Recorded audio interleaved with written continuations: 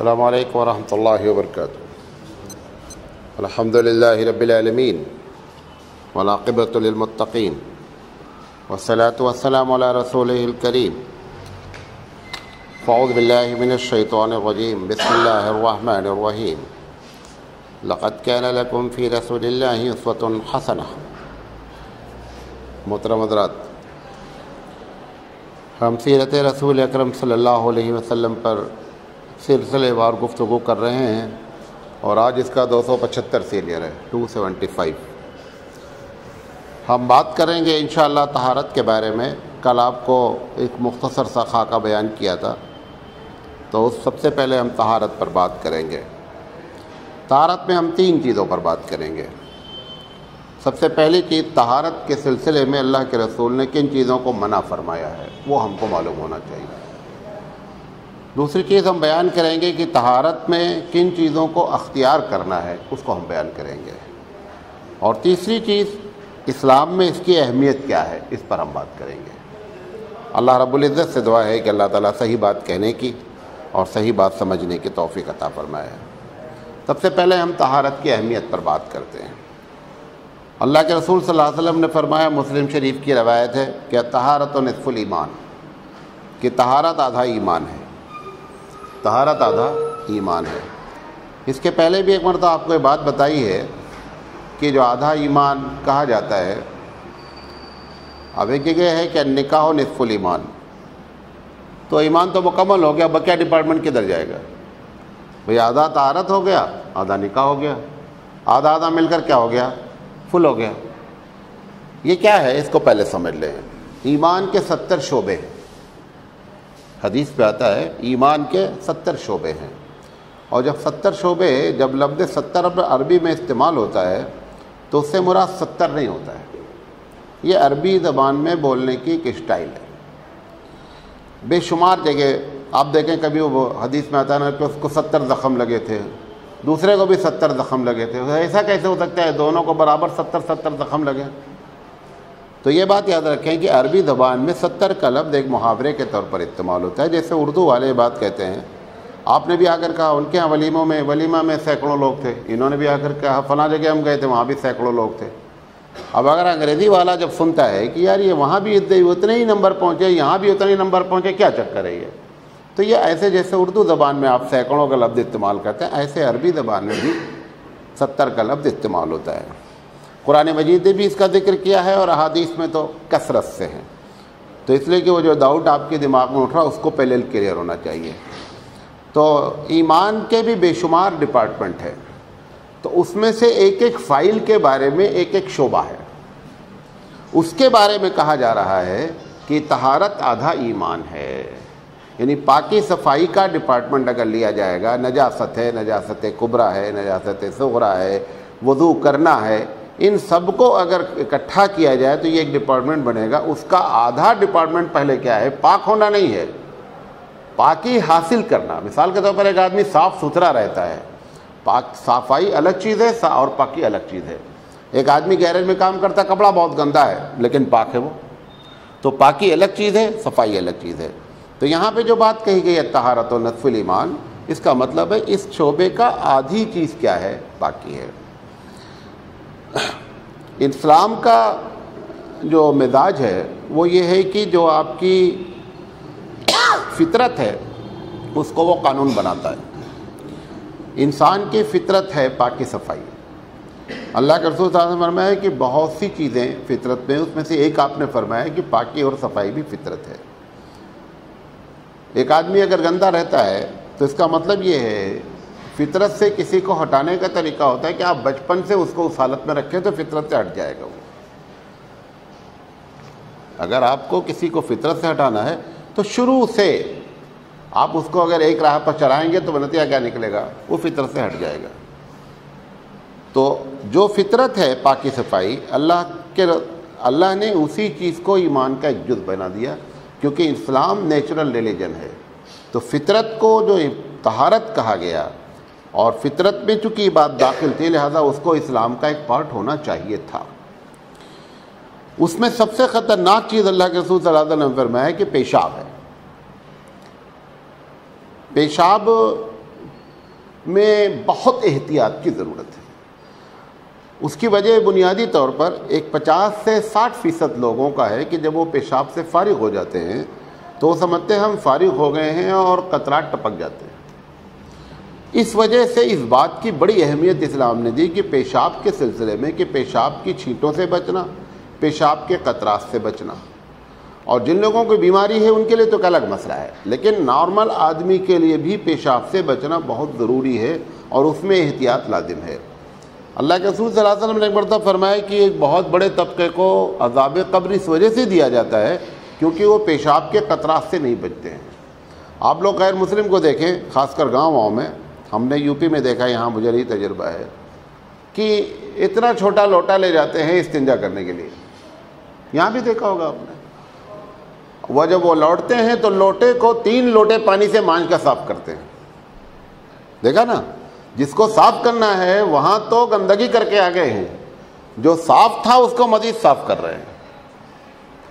2-3 اگر کنویں وغیرہ پہ کرتے ہیں تو بالٹی بھر سے وہ لوٹا صاف ہوتا ہے، اور جو صاف کرنے کی جگہ تھے وہاں پر جو ہے وہ 200 گرام پانی سے فارغ ہو کر کے آ گئے۔ عجیب فلسفہ ہے، سمجھے نہیں؟ ہمارے ایک مولانا صاحب ہیں، وہ کہتے ہیں کہ جہاں صاف کرنا تھا تو اس کو مانتے ہیں نا، لیپنا کہتے ہیں، کہا جو صاف تھا اس کو لیپ کرا گئے، اور جو مطلب جو ناپاک تھا، بھائی ناپاکی میں اگر آپ پانی ڈالیں گے اور اتنا ہی رہے گا تو نتیجہ کیا ہوگا؟ وہ اور پھیلے گی۔ تو وہاں تو ناپاکی بڑھا کر کے آگے لوٹے کو رگڑ اس کو بیچارہ ناپاکی نہیں ہوا ہے۔ اچھا، ہم لوگوں کا ایک دوسری چیز ہو گئی ہے، مسجد کے لوٹے گاؤں میں، شہر میں بھی ہیں، جس سے آپ استنجا کرتے ہیں وہ لوٹا اتنا گندا ہوتا ہے جس کا جواب نہیں، پاکی حاصل ہی نہیں ہو پائے گی۔ میری سمجھ میں یہ نہیں آتا کہ جس لوٹے سے وضو آپ کر رہے ہیں پاکی حاصل کرنے کے لیے، پیشاب جس سے دھلا جا رہا ہے وہ پانی اگر ناپاک ہوگا تو پیشاب کیسے پاک ہوگا؟ اتنا گندا وہ لوٹا ہوتا ہے کہ آپ تصور نہیں کر سکتے بات پیشاب گھر میں، اور اس کو اسی میں کوئی، کیونکہ اس کو دھلتا ہے نہیں ہے، پانی ڈالا جا رہا ہے، 10 سال سے وہ لوٹا پڑا ہوا ہے، یعنی اس لوٹے کا کلر آپ نہیں بتا سکتے، ایسا لوٹا ہو جاتا ہے استنجا خانے کا۔ تو اس سلسلے میں امت محمدی صلی اللہ علیہ وسلم کو تو خاص دھیان رکھنا چاہیے کہ پیشاب سے اور پاکی سے پاکی حاصل کرنے کے لیے خاص اہتمام کرے۔ نبی کریم صلی اللہ علیہ وسلم فرمایا یہ انسان کی فطرت میں ہے اور فطرت کے تحت ہم کو یہ کام کرنا چاہیے۔ جو چیز اس میں منع کی گئی ہیں میں ایک لسٹ گنانے کی کوشش کروں گا آپ سے، اور آپ اس کو اپنی زندگی میں دیکھیں کہ کہاں کہاں ہم ان کو چھوڑ رہے ہیں اور کہاں کہاں ہم سے غلطیاں ہو رہی ہیں۔ ہم ایک چیز پر بات کریں گے، ابھی ہم بیت الخلاء پہ بات کر رہے ہیں، اس کے بعد انشاءاللہ ہم مسواک پر بات کریں گے، پھر ہم وضو پر بات کریں گے، پھر ہم غسل پر بات کریں گے، یہ لمبا سلسلہ چلے گا، لیکن یہ ہماری زندگی ڈیلی لائف سے ہمارا اس کا کیا ہے تعلق ہے۔ سب سے پہلی بات دیکھیں، اس وقت جو شہر کے لوگ ہیں ان کے ٹوائلٹ کا اور جو گاؤں میں لوگ رہتے ہیں ان کے ٹوائلٹ کا، دونوں کا سسٹم الگ الگ ہے۔ گاؤں کا ایک بڑا طبقہ جو ہے وہ کیا ہے، کھیتوں میں جاتا ہے، تو اللہ کے رسول صلی اللہ علیہ وسلم سے بھی جتنی حدیثیں منقول ہیں وہ زیادہ تر باہر کی ہیں، کیونکہ گھروں میں سسٹم نہیں تھا، تو جو باتیں حدیث بیان کی گئی ہیں وہ زیادہ تر اس کا تعلق کس سے ہے؟ گاؤں والوں سے ہے۔ اللہ کے رسول صلی اللہ علیہ وسلم نے فرمایا کہ جب آدمی ٹوائلٹ کے لیے جائے تو اس کو چاہیے کہ وہ اپنے کپڑے کو اس وقت اٹھائے جب ٹوائلٹ کے قریب پہنچ جائے۔ مطلب جیسے مثال کے طور پر گاؤں میں جو کھیت جاتے ہیں، جب آپ کو معلوم ہے کہ مجھے یہاں ٹوائلٹ کرنا ہے اس وقت کپڑے کو اٹھائے، پہلے سے سطر کو نہیں کھولیں، اس سے منع کیا گیا ہے۔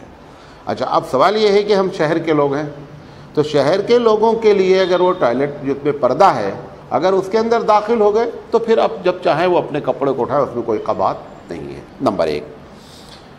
پھر آپ نے فرمایا کہ جب استنجا کرنے لگے تو استنجے کو دائیں ہاتھ سے جو ہے وہ اپنی شرمگاہ کو نہیں چھوئے، دائیں ہاتھ سے لوٹا ہو یا پانی کا جو بھی سسٹم ہے وہ دائیں ہاتھ میں ہو، دائیں ہاتھ سے شرمگاہ کو نہیں چھوا جائے۔ اللہ کے رسول صلی اللہ علیہ وسلم، ابھی ہم صرف منع کرنے کے حدیث بیان کر رہے ہیں، یہ بخاری شریف کی روایت ہے۔ پھر آپ نے فرمایا کہ پیشاب اگر باہر کیا جا رہا ہے تو سخت جگہ پر پیشاب نہ کیا جائے، جو جگہ ہو، جو مٹی ہو وہ نرم ہو۔ کبھی کبھی ایسا بھی ہوا سفر میں، خاص کر عربوں میں تو یہ کم ہوتا ہے کیونکہ زیادہ تر ریتیلا علاقہ ہوتا ہے، ریت ہوتی ہے تو کوئی مسئلہ ہی نہیں ہوتا ہے، لیکن چونکہ مکے کا جو علاقہ تھا اس میں زیادہ تر پہاڑی علاقہ تھا، تو ایسی شکل میں بہت سوچ سمجھ کر پیشاب کرنا پڑتا تھا. تو جب نئی جگہ پر لوگ ہوتا تو کوئی اندازہ نہیں ہوتا، تو نبی کریم صلی اللہ علیہ وسلم کبھی کبھی کیا کرتے تھے، چھوٹا سا ایک نیزہ رکھتے تھے. وہ جب بیٹھتے تھے تو پہلے اس زمین کو کیا کرتے تھے، کھود لیتے تھے. تو ایسی شکل میں لکڑی وغیرہ بھی کوئی چیز ہو وہاں پہ قریب میں، اس سے کھود دیا جائے. آپ نے سخت زمین پر پیشاب کرنے سے منع فرمایا ہے. وجہ کیا ہے؟ چھینٹ اچھلنے کے چانسز ہیں. اچھا، آپ صلی اللہ علیہ وسلم نے فرمایا کہ پانی میں پیشاب نہ کیا جائے. یہ جو گاؤں میں لوگ نہروں میں ندیوں میں نہاتے ہیں ان کی ایک عام عادت ہوتی ہے، کیونکہ ہوتا کیا ہے، جیسے ہی پانی سر پر پڑتا ہے پیشاب لگتا ہے. یہ کوئی بیماری نہیں ہے، یہ ہے نیچرل چیز ہے. جیسے ہی پانی لگے گا پیشاب لگے گا. اب وہ پانی میں جو بندہ گھس چکا ہے وہ کیا کرے گا؟ وہ وہیں پیشاب کرے گا. اللہ کے رسول صلی اللہ علیہ وسلم فرمایا پانی چاہے بہ رہا ہو اور چاہے پانی کھڑا ہو، دونوں شکل میں پانی میں پیشاب کرنے سے منع فرمایا گیا ہے. ابن ماجہ کی یہ روایت ہے. پھر آپ نے فرمایا غسل خانے میں پیشاب نہ کیا جائے. جہاں پر ہم نہا رہے ہیں، اب ہمارے پاس اس وقت دو طریقے کا سسٹم ہے. ایک اٹیچ باتھ روم ہے. اٹیچ باتھ روم کا مطلب کہ جس میں ٹوائلٹ بھی بنا ہوا ہے اور باتھ روم بھی ہے، نہانے کے لیے بھی ہے. تو جن لوگوں کا بن گیا ہے وہ تو اچھی بات ہے، کوئی بات نہیں. جن کا نہیں بنا ان کو چاہیے کہ فاصلہ ہونا چاہیے دونوں کے درمیان میں، ٹوائلٹ میں اور وضو جہاں پر ہم نہا رہے ہیں اس کے درمیان میں فاصلہ ہونا چاہیے. اور اگر فاصلہ نہیں ہے، چھوٹا ہے گھر، چھوٹا مکان ہے، گنجائش نہیں ہے، جب بندہ نہا رہا ہے تو نہانے کے بعد جیسے ہی پانی پڑے گا اس کو پیشاب لگے گا، تو وہ پیشاب جو ہے نا وہ ٹوائلٹ پہ جا کر کے کرے، وہیں پر پیشاب نہیں کرے جہاں پہ نہا رہا ہے.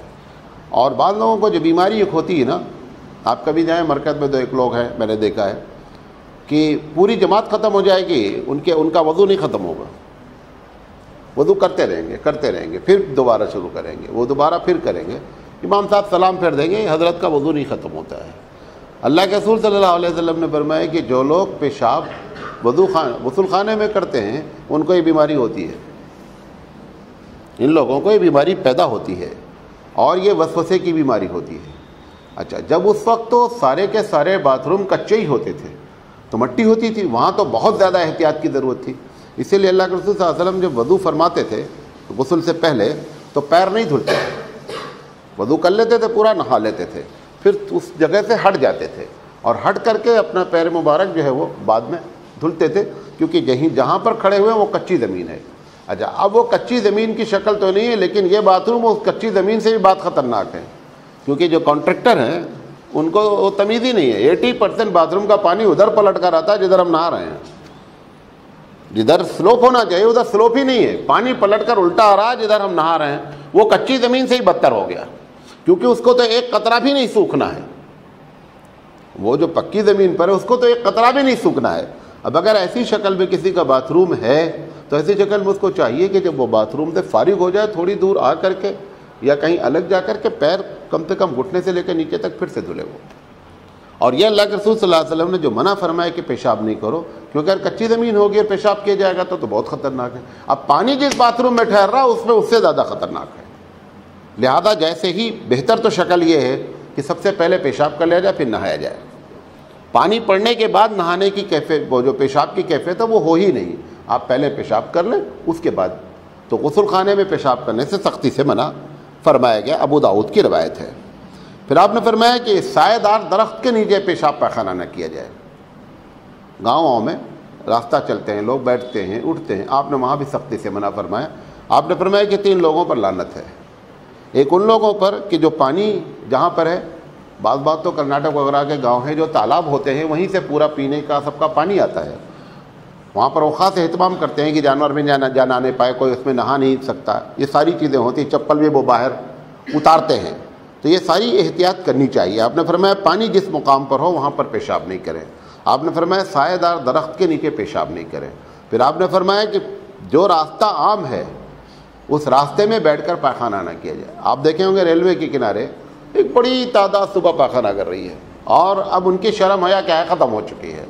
ٹرین گزر رہی ہے، وہ اپنا بات تو ایسے بھی ہے بیٹھے باتیں کر رہے ہیں، اپنا ٹرین آ رہی ہے جا رہی ہے. یہ مطلب نہیں کہ جان پہچان کا آدمی دیکھے اسی سے پردہ کرنا ہے. ٹھیک ہے، ٹرین والا نہیں پہچان رہا ہے آپ کو کہ آپ کون ہیں، لیکن اس کا یہ مطلب نہیں ہوا ہے کہ آپ اس کے سامنے جو ہے وہ جیسے چاہیں سے تو یہ جو سسٹم ہے ٹرین کے کرانے والا وہ ایک دم غلط سسٹم ہے، آدمی کو احتیاط کرنی چاہیے۔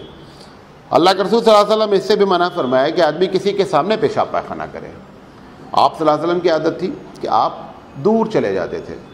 کبھی ایسا بھی ہوا، ایک مرتبہ مسلم شریف کی روایت ہے، ایسا بھی ہوا کہ آپ صلی اللہ علیہ وسلم آڑ کی جگہ تلاش کرتے رہے اور جگہ نظر نہیں آ رہی تھی کہ کہاں بیٹھ کر کے جو ہے فارغ ہوا جائے۔ تو 2 درخت کی ٹہنیاں تھیں، تو ایک درخت کی ٹہنی کو پکڑا آپ نے اور کہا کہ اللہ کے حکم سے میرے ساتھ چل، اور دوسرے ہاتھ سے دوسری درخت کی ٹہنی پکڑی اور اس سے بھی کہا اللہ کے حکم سے میرے ساتھ چل۔ حدیث میں آتا ہے کہ جیسے اونٹ چلتا ہے فرما برداری کے ساتھ، جیسے دونوں ٹہنیاں آپ کے ساتھ داہنے اور بائیں چلنے لگی، اور آپ نے جا کر کے ایک مقام پہ دونوں سے کہا جڑ جا اللہ کے حکم سے، وہاں دونوں جڑ کر کے رہیں، اس کے پیچھے آپ نے بیٹھ کر کے فراغت حاصل کی۔ یہ مسلم شریف کی روایت ہے، یہ اللہ کے رسول صلی اللہ علیہ وسلم کا معجزہ۔ تم نہیں کرنا کہ پتہ چلے تم بھی ٹہنی پکڑو، تو وہ ہاتھ کی بھی برکت ہے، اس ذات کی بھی برکت ہے۔ بتانا یہ مقصد ہے کہ کھلے جگہ پر پاخانہ اور پیشاب نہیں کرنا چاہیے۔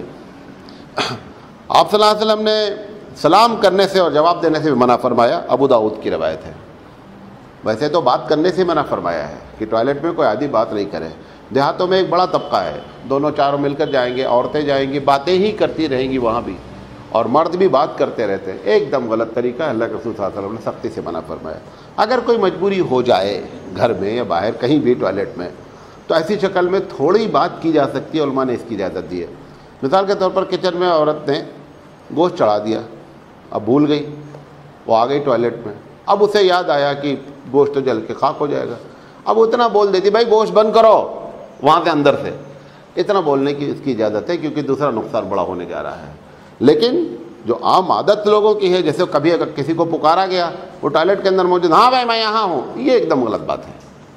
اس کا طریقہ یہ بھی ہے، اگر آپ کے بارے میں زیادہ پریشان ہو رہا ہے تو آپ کھاریں ایسے کر کے بتائیں کہ میں یہاں ہوں، لیکن جو ہے بولنے کی اجازت نہیں ہے۔ اللہ کے رسول صلی اللہ علیہ وسلم نے منع فرمایا سلام کے جواب دینے سے، سلام کرنے سے۔ ملا علی قاری نے یہ لکھا ہے کہ اگر ٹوائلٹ میں چھینک آ جائے تو چھینک میں جو الحمدللہ کہا جاتا ہے وہ الحمدللہ بھی نہیں کہا جائے گا، اور اگر کسی کو کہنے کی عادت ہی ہے، اس کے بغیر اس کو الجھنی ہو رہی ہے، تو دل سے کہا جائے گا، زبان سے نہیں کہا جائے گا۔ دل سے اور زبان میں فرق یہ ہوتا ہے، جس کو آپ تلاوت کہتے ہیں، پروناؤنسیشن کی ڈیفینیشن اسلام میں یہ ہے کہ زبان اور ہونٹ ہلے۔ جب تک زبان اور ہونٹ نہیں ہلتا ہے اس کو پروناؤنس نہیں کہتا، وہ کہتا ہے یہ دل کی بات ہے۔ تو اس سے بھی جو ہے وہ منع کیا گیا ہے۔ ہوا کے رخ پر پیشاب کرنے سے منع کیا گیا ہے۔ ہوا چل رہی ہے ادھر سے تیز، اب آپ اگر ادھر منہ کر کے پیشاب کریں گے تو پیشاب آپ ہی کی طرف آئے گا۔ یہ سب دیہات والوں کو زبردست اس کے ایکسپیرینس ہوتے ہیں، اور اس سے بہت زیادہ پرابلم ہوتی ہے۔ تو اللہ کے رسول صلی اللہ علیہ وسلم میں جس رخ پر ہوا آ رہی ہے اس رخ پر کھڑے ہو کر کے پیشاب نہیں کیا جائے۔ سلمان فارسی فارس کے رہنے والے ہیں، ایک یہودی نے ایک مرتبہ کمنٹ کیا کہ یار تمہارے نبی کیا اتنے بڑے آدمی ہیں، پیشاب پیخانہ کرنے کا طریقہ بتاتے ہیں، کوئی کام نہیں کیا ان کو؟ حضرت سلمان فارسی رضی اللہ تعالیٰ عنہ نے کہا کہ مجھے اسی بات پہ تو خوشی ہے کہ ہمارے نبی نے پیشاب اور پاخانہ کرنے کا طریقہ بھی بتایا ہے، اس میں بھی ہم کو ڈارک میں نہیں رکھا۔ آپ اندازہ کریں کہ جس نبی نے پیشاب پاخانہ کرنے کا طریقہ بتایا، وہ نبی یہ نہیں بتائے گا کہ قبر میں جا کے ڈھول کیسے بجا، وہ بھی بتاتا۔ وہ جو اتنا چھوٹا کام نہیں چھوڑا ہے وہ اتنا بڑا کام کیسے چھوڑ سکتا تھا؟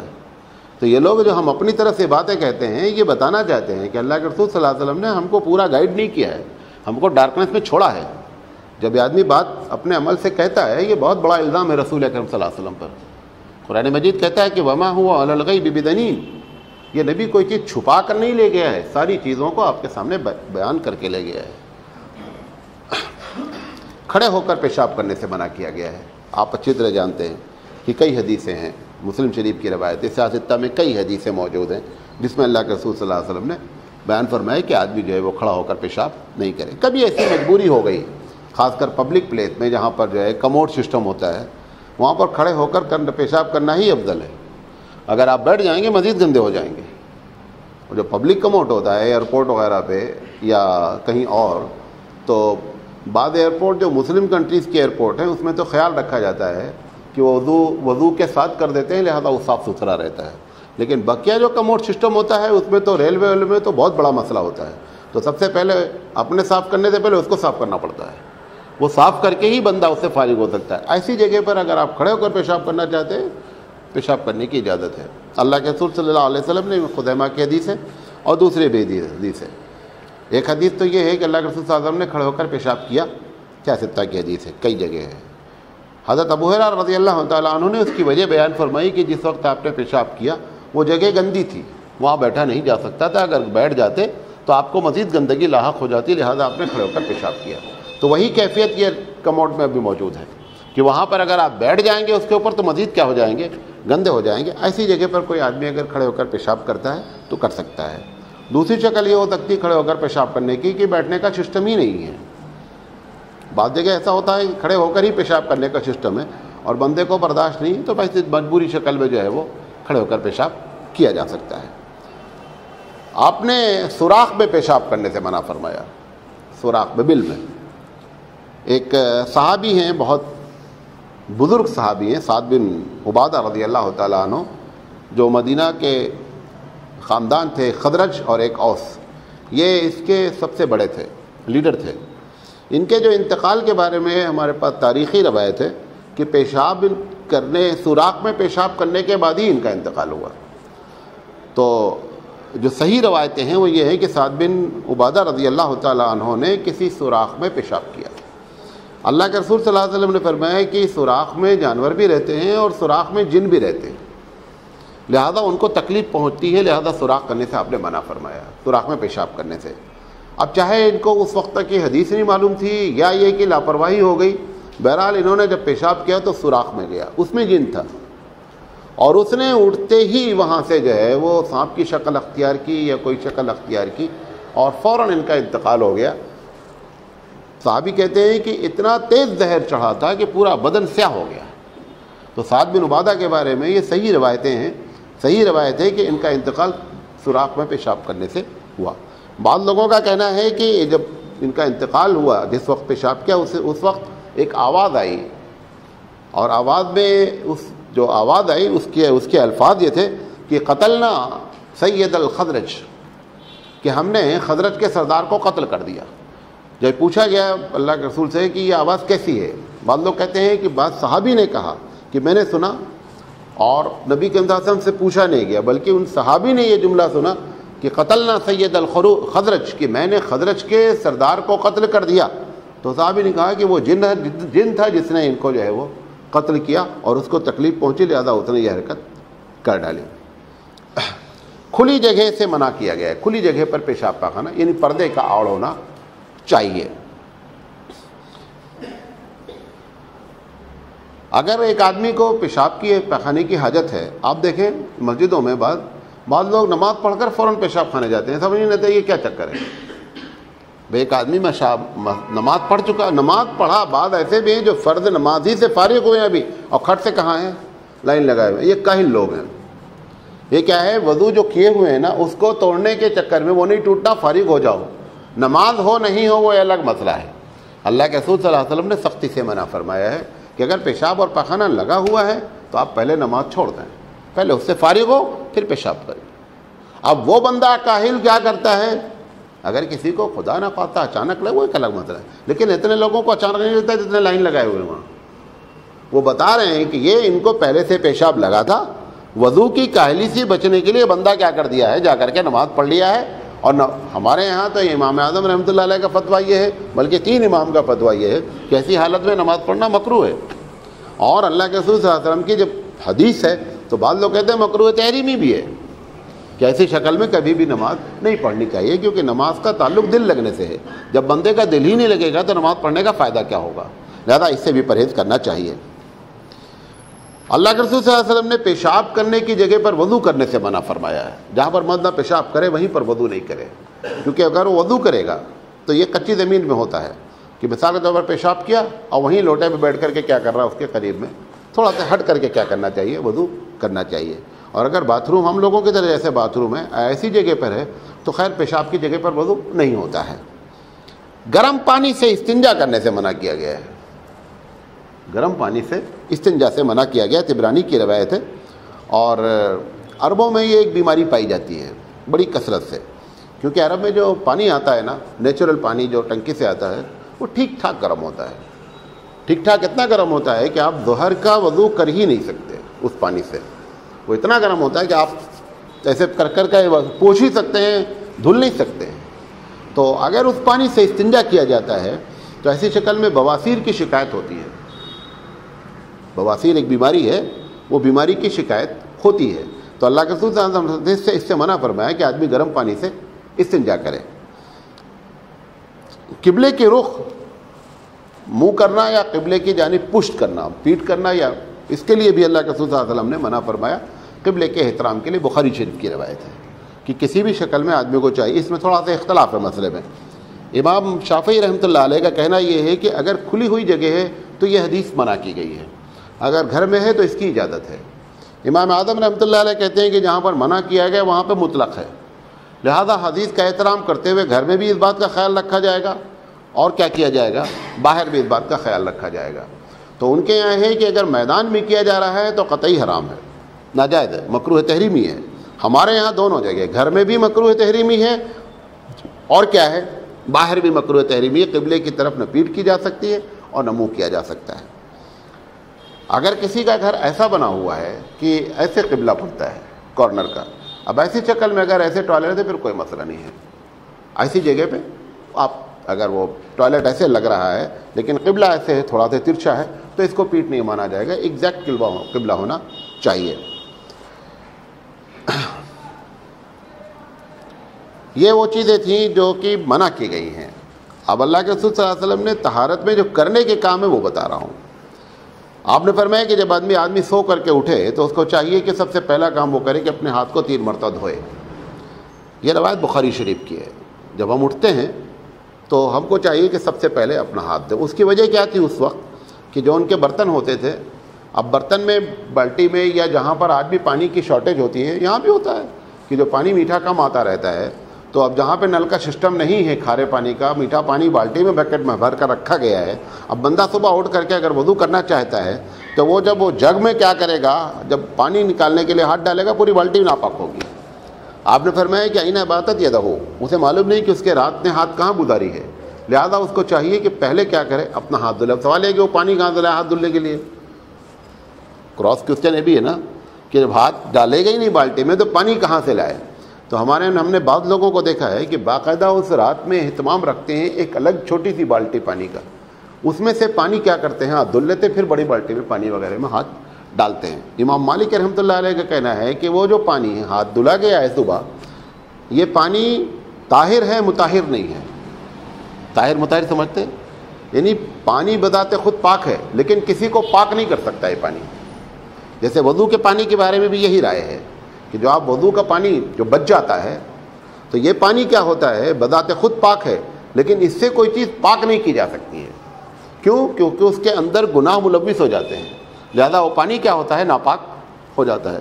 بعض لوگوں کی کہہ رہا ہے کہ مسجد وغیرہ میں آدمی کو چاہیے کہ وضو کا پانی جو ہے وہ جانماز وغیرہ پہ نہیں گرنا چاہیے, وہ پانی اچھا پانی نہیں, اس کے اندر گناہ ملوث ہوتا ہے.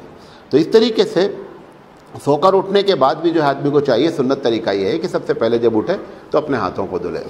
اب اگر پانی کا سسٹم کسی کے نل ٹیپ ہے اور وہ سنت کا ثواب لوٹنا چاہتا ہے تو اس کو چاہیے کہ پہلی فرصت میں جا کر کے ٹیپ آن کر کے پہلے اپنا ہاتھ دھل لے. وہ اپنا ہاتھ دھل لے گا تو انشاءاللہ اس کو جو ہے کیا ہے, وہ 3 مرتبہ ہاتھ دھلنے کا ثواب ملے گا. پھر آپ کی عادت یہ تھی کہ آپ صلی اللہ علیہ وسلم دور جا کر فارغ ہوتے تھے, پیشاب کے لیے تو نہیں لیکن بیت الخلاء جانے کے لیے آپ صلی اللہ علیہ وسلم کی عادت تھی کہ آپ دور جاتے تھے. ایسا بھی واقعات ہمارے پاس صحیح حدیث میں موجود ہیں کہ آپ صلی اللہ علیہ وسلم نے گھر میں بھی پیشاب کیا ہے. گھر میں پیشاب کرنے کا مطلب یہ ہے, جیسے سردیوں میں یو پی میں بھی ہوتا ہے کہ جو ہے وہ سردیوں میں کسی برتن میں پیشاب کرتے ہیں, رات میں اٹھ جا نہیں سکتے, اتنی سردی ہوتی ہے. اللہ کے رسول صلی اللہ علیہ وسلم کا بھی جو ہے ایسا واقعہ ہے کہ آپ صلی اللہ علیہ وسلم بھی جو ہے وہ برتن ہوتا تھا لکڑی کا, اس کے نہیں پیشاب کر لیتے تھے کیونکہ آپ کے پیشاب میں بدبو نہیں ہوتی تھی. ایک تو یہ سب سے بڑی بات ہے. اور ایک مرتبہ ایسا بھی ہوا کہ کام کرنے والی کو پیاس لگی, اس نے وہ کٹورے سے پی لیا. اب اللہ کے رسول صلی اللہ علیہ وسلم یہ نہیں چاہتے تھے کہ وہ پیشاب کوئی دوسرا پھینکے, وہ صبح آپ خود اٹھا کر پھینکتے تھے, آپ کسی سے کہتے نہیں تھے کیونکہ پیشاب ہے, کسی کو برا لگے, اندر سے برا لگ جائے, بھلے کا حکم کی اطاعت کرے تو فائدہ نہیں ہے نا. تو آپ صلی اللہ علیہ وسلم خود اسے اٹھا کر کے اپنے ہاتھ سے پھینکتے تھے. وہ بھول گئے اور اب نماز میں چلے گئے. وہ کام کرنے والی اس نے کیا کیا, اس کو پیاس لگی تھی, اس نے کٹورا پورا پی لیا. اب اللہ کے رسول صلی اللہ علیہ وسلم کو جب یاد آیا, اس کو پھینکنے گئے تو دیکھا کٹورا خالی ہے. تو آپ کو یہ ہوا کہ کس نے پھینکا اس کو, تو پوچھا کس نے پھینکا, تو اس نے کہا کہ ہم تو پی گئے. اب تمہارے پیٹ میں کبھی درد نہیں ہوگا. اس کا یہ مطلب نہیں پیشاب پیتے رہو. وہ ایک ایسا واقعہ ہو گیا. اللہ کے رسول صلی اللہ علیہ وسلم نے اس کو اپریشیٹ نہیں کیا, بلکہ یہ فرمایا کہ اب اس کے پیٹ میں درد نہیں ہوگا. وہ نبی کریم صلی اللہ علیہ وسلم کے پیشاب کی برکت تھی. آپ کے پیشاب کا عالم دوسرا ہے. اچھا,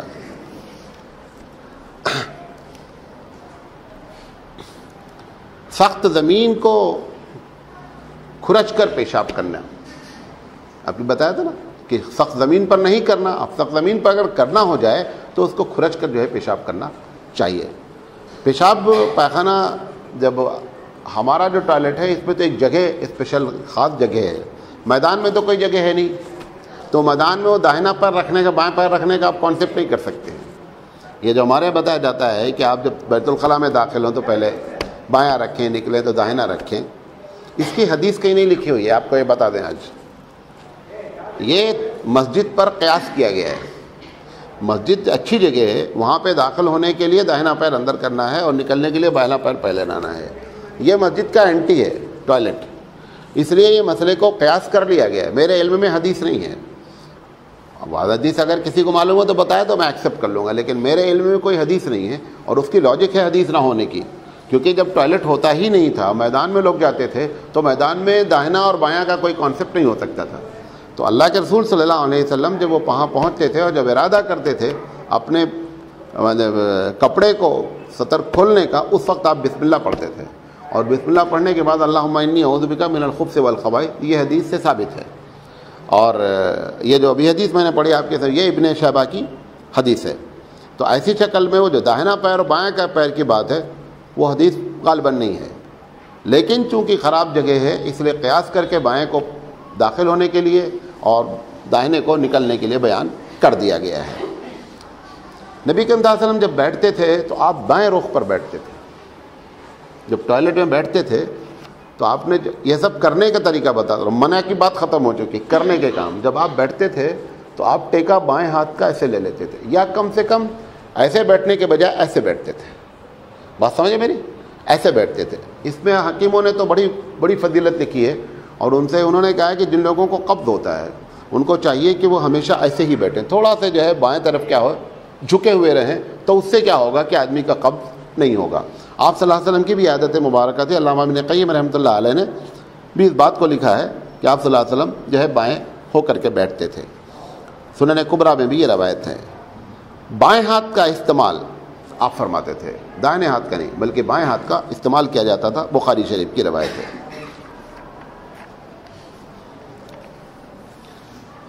یہ جو ہماری مسجدوں میں, بعض مسجدوں میں ڈھیلے بھی رکھے رہتے, پانی بھی رکھے رہتے ہیں. وہ ڈھیلے اتنے ایسے کر دیے گئے ہیں کہ وہ سارے ٹوائلٹ کو برباد کر کے رکھ دیتے ہیں. اس مسئلے کو پہلے سمجھ لیں پوری طریقے سے, یہ تھوڑا سا سیریس میٹر ہے.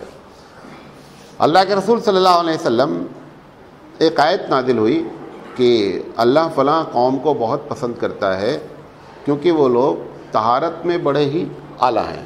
تو ان سے بلا کر کے پوچھا گیا بھائی آپ کی کیا خوبی ہے کہ اللہ آپ کو اپریشیٹ کرتا ہے, آپ کی بڑی تعریف کرتا ہے. تو انہوں نے کہا کہ ہم لوگ جب استنجا کرتے ہیں تو ہم لوگ پانی بھی لیتے ہیں اور ڈھیلا بھی لیتے ہیں. ڈھیلا بھی لیتے ہیں اور پانی بھی لیتے ہیں.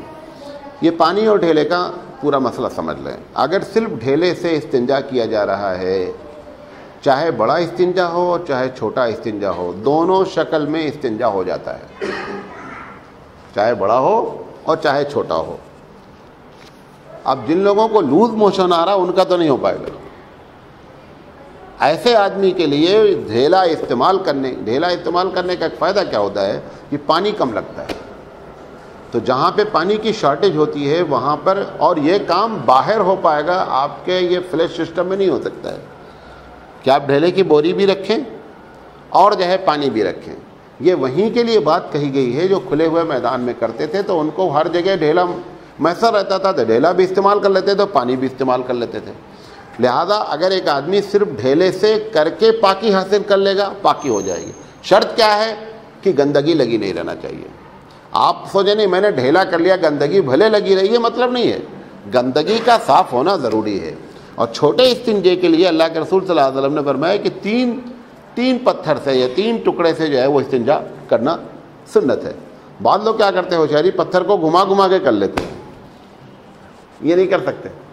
پتھر مٹی کا ڈھیلا بڑا لے لیا، اسی کو گھما کر کے تین طرف سے کر لیا، یہ مقصد نہیں ہے، یہ بات رکھیں۔ کیونکہ اللہ کے رسول صلی اللہ علیہ وسلم میں ایک دوسری حدیث موجود ہے جو میں بتانا آپ کو بھول گیا، جو منع کرنے میں آنی چاہیے تھی، وہ یہ تھی، آپ نے فرمایا جس ڈھیلے سے استنجا کر لیا گیا اس سے استنجا نہ کیا جائے۔ تو جب آپ نے اس کو گھما دیا تو وہ اس حکم میں داخل ہو گیا، وہ ڈھیلے سے استنجا ہو چکا ہے اور اس سے پھر استنجا کیا جا رہا ہے، لہذا اس سے جو ہے نا یہ نہیں کرنا چاہیے گھما کر کے۔ تو 3 ڈھیلے سے استنجا کرنا، تو جو کھلے میدان میں کرتے ہیں ان کے لیے تو یہ افضل ہے کہ وہ ڈھیلا بھی استعمال کر لیں اور پانی بھی استعمال کر لیں۔ اگر پانی نہیں میسر ہے، صرف ڈھیلا میسر ہے، تو صرف ڈھیلا سے دونوں استنجا ہو جاتا ہے۔ اگر صرف پانی ہے اور پانی استعمال کر لیتے ہیں تو پانی سے استنجا ہو جاتا ہے۔ لیکن یہ جو سسٹم جہاں پر پانی کی افرادی ہے، پانی ٹھیک ٹھاک موجود ہے، وہاں پر آپ نے ٹوائلٹ میں ڈھیلا رکھ کر کے پورے ٹوائلٹ کو خراب، اب بعض لوگ اس میں کیا کرتے ہیں، اسی پیشاب جہاں کیے وہیں پر ڈھیلا پھینک رکھا انہوں نے۔ تو جتنا تم نے اپنی فضیلت حاصل کرنی چاہیے اس سے زیادہ بندے کو کیا کر دیا آپ نے، تکلیف پہنچا دیا، لہذا اس کا خاص خیال رکھنا چاہیے۔ زاد المعاد میں علامہ قیم رحمۃ اللہ علیہ نے دونوں طرح کی روایتیں نقل کی ہیں۔ ان کا کہنا ہے اللہ کے رسول صلی اللہ علیہ وسلم نے کبھی ڈھیلے سے ہی کیا، کبھی صرف پانی سے ہی کیا، کبھی ڈھیلے اور پانی دونوں سے کیا۔ اچھا، تیسری شکل بھی اس پہ یہ ہوتی ہے کہ ایک آدمی نے ڈھیلے سے استنجا کر لیا کہیں جنگل میں، نماز کا وقت ابھی نہیں ہوا ہے، وہ گھر آتا ہے، اب پانی سے استنجا کر لیتا ہے، پھر وضو کر کے نماز وغیرہ پڑھتا ہے۔ یہ بھی ایک شکل اختیار کی جا سکتی ہے، بھلے دونوں کے درمیان میں کیا ہو گیا ہے، گیپ ہو گیا ہے، یہ بھی اپنی جو ہے وہ نفاست کے لیے اگر بندہ کرنا چاہے تو کر سکتا ہے۔ آپ صلی اللہ علیہ وسلم پیشاب کرنے کے بعد وضو کرتے تھے، کیونکہ آپ بغیر وضو نہیں رہتے تھے، تو 24 گھنٹے جب آپ لیٹتے تھے تو بھی وضو کر کے لیٹتے تھے، اور جب اٹھتے تھے تو بھی وضو کرتے تھے، دن میں وضو ٹوٹ جاتا تھا تو بھی وضو کرتے تھے۔ آپ اندازہ کریں کہ جبکہ پانی کی اتنی شارٹیج تھی اس کے باوجود وضو کا اتنا اہتمام کیا جاتا تھا۔ آپ صلی اللہ علیہ وسلم 24 گھنٹے وضو سے رہتے تھے۔ کبھی ایسا موقع ہو جاتا تھا کہ بغیر وضو کے رہے، مثال کے طور پر ایک مرتبہ ایسا ہوا کہ آپ صلی اللہ علیہ وسلم کو ایک صاحب نے سلام کیا، السلام علیکم۔ اب وہ جو السلام علیکم انہوں نے کیا تو اللہ کے رسول صلی اللہ علیہ وسلم کا وضو نہیں تھا اس وقت، اور آپ اللہ کا نام جو ہے وہ نہیں لینا چاہتے تھے بغیر وضو کے۔ آپ نے فوراً کیا کر لیا، تیمم کر کے جلدی سے ان کو جواب دے دیا، کیونکہ جب تک ہم وضو کریں گے چلا جائے گا، بلا کر کے تو نہیں پوچھا بھائی وعلیکم السلام، کیونکہ ٹائم بار ہو جائے گا نا سلام کا۔ تو سلام کا ٹائم بار کے لیے آپ نے فوراً تیمم فرمایا، اور تیمم فرما کر کے بندے کا جواب دے دیا، اور پھر آپ نے کیا کر لیا، وضو کر لیا۔ تو جس چیز کا نعم البدل موجود نہیں ہوتا ہے، ایسی جگہ پر پانی کے موجود ہوتے ہوئے بھی تیمم کرنا جائز ہوتا ہے۔ تو سلام کا نعم البدل نہیں تھا کہ اس کو 2 دن کے بعد یا 2 گھنٹے کے بعد جا کر بلا کر بولنا بھائی وعلیکم السلام، ایسا نہیں کر سکتے تھے، وہ ٹائم بار ہو جائے گا۔ تو پیشاب کرنے کے بعد جب آپ وضو کرتے تھے، یہ آپ لوگ اور ہم لوگ ایک دم نہیں کرتے ہیں، اس کو خاص خیال رکھنا۔ وہ کیا ہے کہ جب آپ وضو کرتے تھے تو پانی لے کر کے اپنے سامنے آپ پانی کا چھینٹا مارتے تھے۔ جیسے آپ نے وضو کیا، خاص کر پیشاب کر کے جب آپ آئے ہیں اور اس کے بعد وضو کیا ہے، وضو کرنے کے بعد پانی لیا اپنے ہاتھ پہ، وضو پورا کمپلیٹ ہونے کے بعد جب پیر دھل چکے تو آپ صلی اللہ علیہ وسلم کی عادت تھی کہ آپ پانی لے کر کے چھوڑ دیتے تھے، پھر اپنے ہاتھوں سے، دونوں ہاتھوں سے کیا کرتے تھے، اپنے کرتے کو اٹھا کر کے جو ہے نا وہ پانی مار لیتے تھے۔ اس میں فلسفہ کیا ہے کہ جو قطرے پیشاب کے اگر خدا نہ خواستہ کسی کو ٹپک بھی گئے نا تو وہ پوری نماز میں کنفیوز نہیں رہی کہ پیشاب لگ گیا ہے کپڑے میں، بلکہ اس کو یہ ہو کہ میں نے جو پانی مارا ہے نا یہ وہ ہے۔ اس کا یہ مطلب نہیں کسی کو قطرہ ٹپکا ہے انہیں ہونا کر کو مار لے، یہ نہیں کہنا چاہ رہا ہوں۔ اگر وہ ایسی شکل میں جان بوجھ کر کے مارا ہے تو وہ مزید بڑھا دیا گندگی کو۔ یہ جن لوگوں کو یقین ہے کہ پیشاب کیا ہوں ٹھیک ٹھاک ہو گیا ہے، لیکن چونکہ انسان ہے اور ایسے شکوک پیدا ہو سکتے ہیں، لہذا اس کو چاہیے کہ پانی مار لینا چاہیے۔ اس سنت سے ہم لوگ جو ہے کیا ہے، محروم ہیں، اور اس سنت کو ہم نہیں کرتے ہیں۔ یہ نسائی شریف کی روایت ہے، صحیح روایت ہے۔ اللہ کے رسول صلی اللہ علیہ وسلم کی انگوٹھی پہ آپ کو معلوم ہے کہ محمد رسول اللہ لکھا رہتا تھا، اور اسی سے آپ کیا کرتے تھے، سیل لگاتے تھے۔ جب آپ ایسی کوئی انگوٹھی پہنے جس میں کچھ لکھے ہوئے ہیں کلمات قرآن کے یا عربی کلمات لکھے ہوئے ہیں، تو آپ صلی اللہ علیہ وسلم کی عادت تھی کہ آپ انگوٹھی اتار دیتے تھے، پھر ٹوائلٹ جاتے تھے۔ ٹوائلٹ پہن کر کے آپ انگوٹھی میں نہیں جاتے تھے۔ اب اتار کر کے کہاں رکھنا یہ ایک سوال ہے. مطلب یہ ہے کہ جو چیز لکھی ہوئی چھپی ہو جانی چاہیے.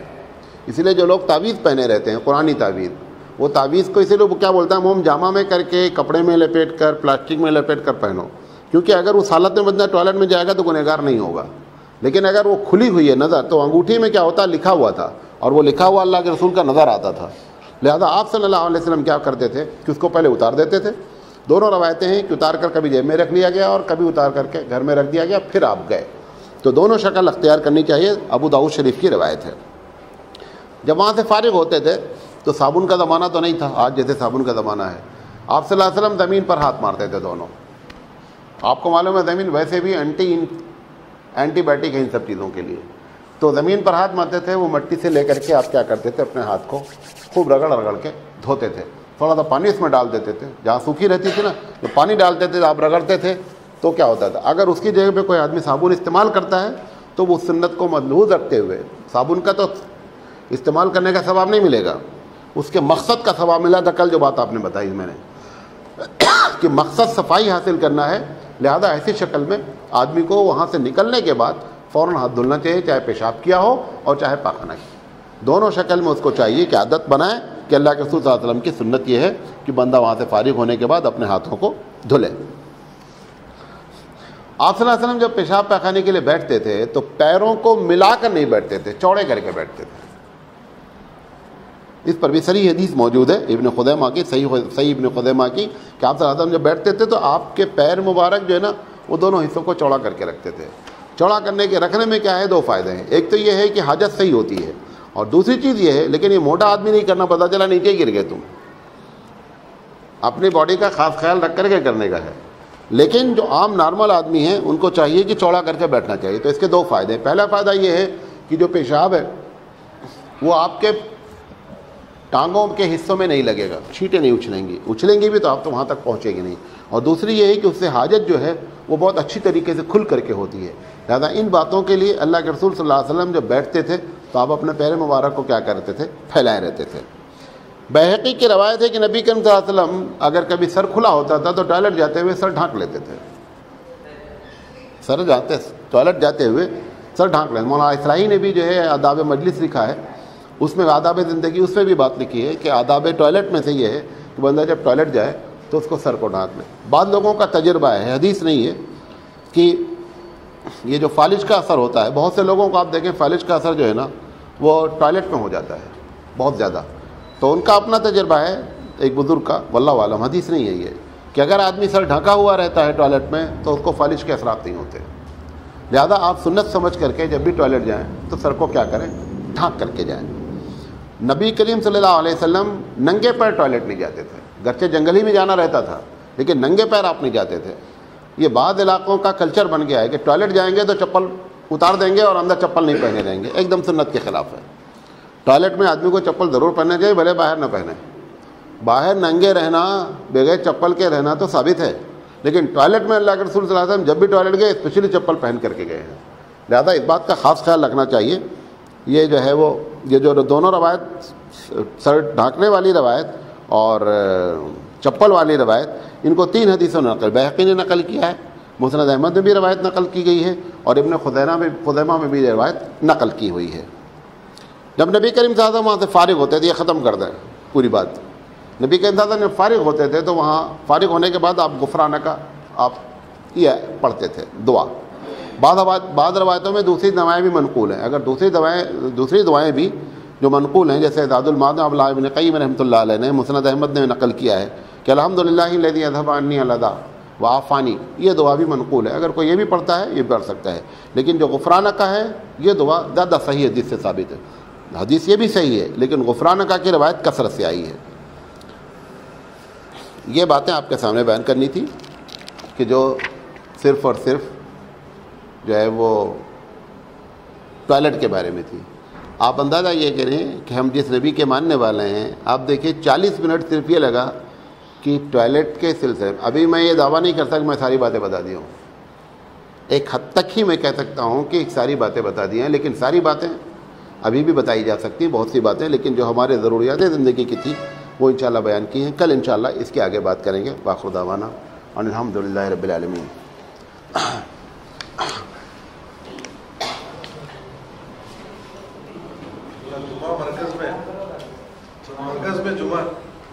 مرکز میں ارے بھائی ان کو لاؤ جو ہمارے ہیں. نہیں وہ ان کو چھوڑو, دوسرے کو میں بات کیا ہوں, شاہ نواز بولتے ہیں, ان کو بات کیا ہوں کل انشاءاللہ اس کو بات کر کے شام میں انشاءاللہ آئیں گے. ٹھیک.